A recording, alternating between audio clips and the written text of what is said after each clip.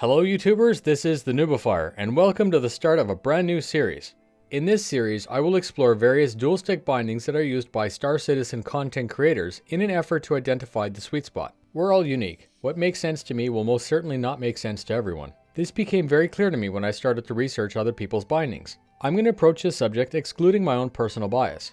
I want to understand what led other people to choose their bindings. I want to understand why they chose that gear and why it makes sense to them. Any pros and possible pitfalls that in my opinion should be highlighted. So now for the fun part. I want you to suggest other content creators so that I can reach out and get as much information about their bindings as possible. That'll keep this series going and get us as much information on the subject as possible. Let's get some formalities out of the way right now. First, this is not a noobifier hates keyboard and mouse video. Please understand that over the last couple of years, I've pretty much used every controller type possible. For me, that journey led me to dual stick. And that's it. All controller types have their merit. So there's one reason that most people would choose a joystick over a keyboard: variable input. A keyboard is commonly used for gaming.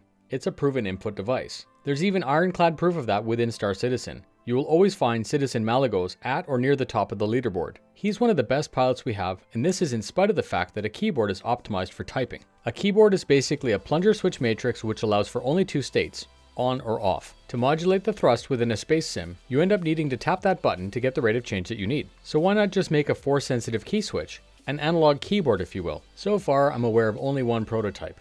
It's super rare, and when it goes past prototype, it might flip the whole PC gaming first-person shooter on its ass. This keyboard seems to offer the best of both worlds.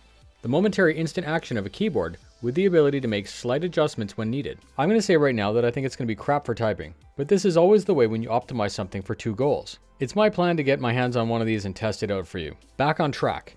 With all that out of the way, please stay tuned for a series of short videos which showcase the creator's bindings and then briefly discusses why it's good or why they selected the binding in that particular way. Initially, as part of the series, I'm going to be looking at bindings from Bad News Baron, Red Lear, Trip Rodriguez, Greatwood, and my own personal craziness. The criteria that I plan on evaluating may include the number of DOF, or degrees of freedom, the ease of use, the cost, how much desk real estate it takes up, and possibly even the learning curve. Stay tuned for more videos like this in the series.